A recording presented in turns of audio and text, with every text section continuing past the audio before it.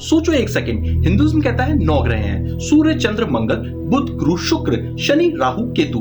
Science कहता है सिर्फ 8 प्लेनेट हैं और उनमें से सूर्य और चंद्रमा तो प्लेनेट ही नहीं है। तो फिर 5000 साल से भी पुरानी वैदिक नॉलेज गलत थी या साइंस कुछ मिस कर रहा है?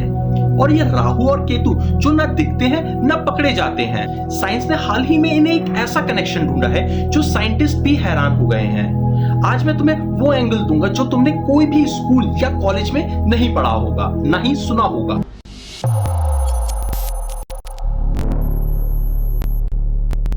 वीडियो को आगे कंटिन्यू करने से पहले मैं आपसे चाहूंगा कि आप चैनल को सब्सक्राइब कर लीजिएगा और वीडियो के अंत तक बने रहिएगा। पहले क्लियरिटी समझते हैं। दोनों सिस्टम एक ही सवाल का जवाब देने की कोशिश नहीं कर रहे हैं। हिंदू नवग्रह सिस्टम यानी कि 9 ग्रह, यह सिस्टम ज्योतिष शास्त्र यानी कि वैदिक एस्ट्रोलॉजी का हिस्सा है। नवग्रह का मतलब है नौ का मतलब होता है 9 और ग्रह का मतलब होता है प्रभाव डालना। मॉडर्न सिस्टम में 8 प्लेनेट हैं यानी कि Mercury, Venus, Earth, Mars, Jupiter, Saturn, Uranus, Neptune. 2006 में प्लूटो को ड्वार्फ प्लेनेट बना दिया गया था, इसलिए 9 से 8 हो गए हैं।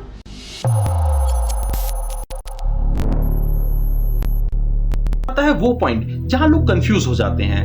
हिंदुइज्म ने सूर्य और चंद्रमा को ग्रह क्यों कहा, और राहु और केतु जो कि साइंस के सिस्टम में एग्जिस्ट ही नहीं करते। सूर्य यानी कि सन, ग्रह या स्टार। साइंस में सन एक स्टार है, हमारे सोलर सिस्टम का एक सेंटर। हिंदुइज्म में सूर्य को ग्रह इसलिए माना गया है क्योंकि ज्योतिष में ग्रह का मतलब होता है प्लेनेट नहीं, बल्कि वो सेलेस्टियल बॉडी जो इंसान के जीवन पर प्रभाव डाले। सूर्य हमारे जीवन के हेल्थ, सोल यानी कि आत्मा को, आइडेंटिटी को डायरेक्टली अफेक्ट करता है, इसलिए वैदिक सिस्टम में वो ग्रह है प्रभाव के बेसिस पर। चंद्र यानी कि मून सैटेलाइट है या ग्रह? साइंस में मून अर्थ का नेचुरल सैटेलाइट है। हिंदुइज्म में चंद्र मन यानी कि माइंड, इमोशंस और मेंटल स्टेट को कंट्रोल करता है, मेंस्ट्रुएशन साइकिल को भी इन्फ्लुएंस करता है। साइंस भी ये मानती है, इसलिए वैदिक सिस्टम का यह ग्रह है, क्योंकि प्रभाव है तो ग्रह है।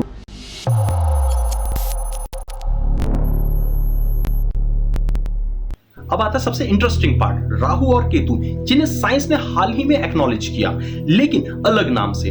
वैदिक नॉलेज जो कि 2000 साल से भी पुरानी है। वैदिक एस्ट्रोलॉजी ने कहा राहु यानी कि नॉर्थ लूनर नोड और केतु यानी कि साउथ लूनर नोड, ये दोनों कोई फिजिकल बॉडी नहीं है, ये मैथमेटिकल पॉइंट है जहां मून की ऑर्बिट और अर्थ की ऑर्बिट क्रॉस करती है। मॉडर्न एस्ट्रोनॉमी की डिस्कवरी, साइंस में इन्हें कहते हैं लूनर नोड यानी कि नॉर्थ नोड और साउथ नोड, और साइंस ने खुद कंफर्म किया।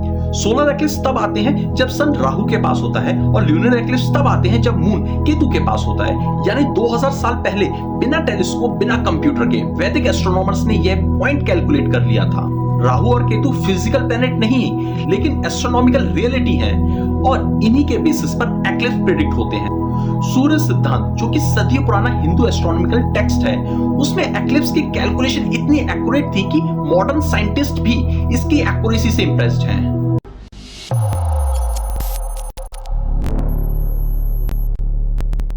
असली कंफ्यूजन यहां है, हिंदू सिस्टम और मॉडर्न साइंस अलग चीजें मेजर कर रही हैं।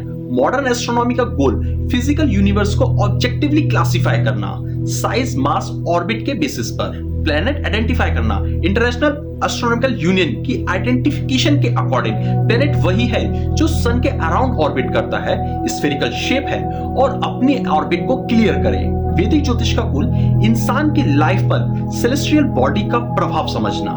यह जियोसेंट्रिकल सिस्टम है, मतलब अर्थ सेंटर है क्योंकि हम अर्थ पर हैं। प्रभाव के बेसिस पर ग्रह डिफाइन किया गया, फिजिकल स्ट्रक्चर के बेसिस पर नहीं। फॉर एग्जांपल, सोचो एक डॉक्टर है और एक इंजीनियर, दोनों पानी की स्टडी कर रहे हैं। डॉक्टर कहता है पानी बॉडी को हाइड्रेट करता है, 7 pH चाहिए। इंजीनियर कहता है पानी की डेंसिटी 1000 kg पर मेट्रिक क्यूब है, बॉइलिंग पॉइंट 100 सेंटीग्रेड है। दोनों गलत नहीं है, लेकिन दोनों अलग अलग एंगल से देख रहे हैं। वैसे ही साइंस फिजिकल रियलिटी क्लासिफाई करता है, वैदिक ज्योतिष ह्यूमन लाइफ पर प्रभाव मेजर कर रहा है। ये कॉन्फ्लिक्ट नहीं है, ये दोनों अलग अलग फ्रेमवर्क हैं।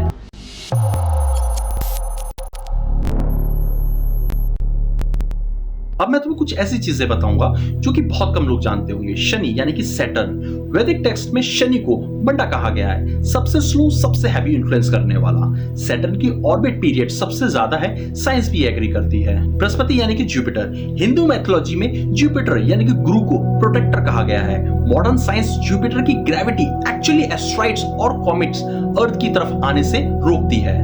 नासा ने इसको जुपिटर शील्ड इफेक्ट नाम दिया है। मंगल यानी कि मार्स, एनर्जी और वॉर, ज्योतिष में मंगल को एग्रेसिव एनर्जी और सर्जिकल से जोड़ा गया है। मॉडर्न साइंस, मार्स पे आयरन ऑक्साइड यानी कि रस्ट है, आयरन जो बॉडी में ब्लड और एनर्जी से रिलेटेड है ना कोइंसिडेंस। लूनर नोड, राहु और केतु, जैसे ऊपर बताया, एक्लिप्स राहु और केतु के पास ही होते हैं। यह 100% साइंटिफिकली प्रूवन है।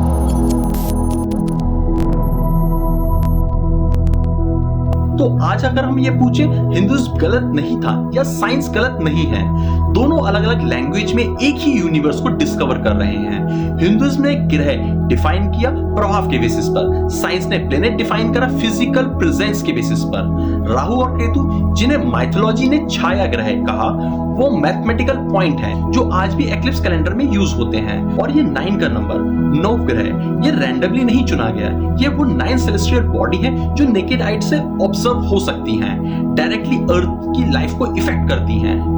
यूरेनस और नेपच्यून जो मॉडर्न साइंस के प्लेनेट हैं, बिना टेलीस्कोप के देखे नहीं जा सकते, इसलिए वैदिक सिस्टम में ये नहीं थे। सोच के देखो, कोई अलग नहीं था, सिर्फ प्रोस्पेक्टिव अलग था। अगर यह वीडियो तुम्हारा प्रोस्पेक्टिव को थोड़ा भी चेंज किया तो लाइक करो, सब्सक्राइब करो और कमेंट में बताओ तुम्हारे अकॉर्डिंग राहु और केतु रियल में है या मिथ।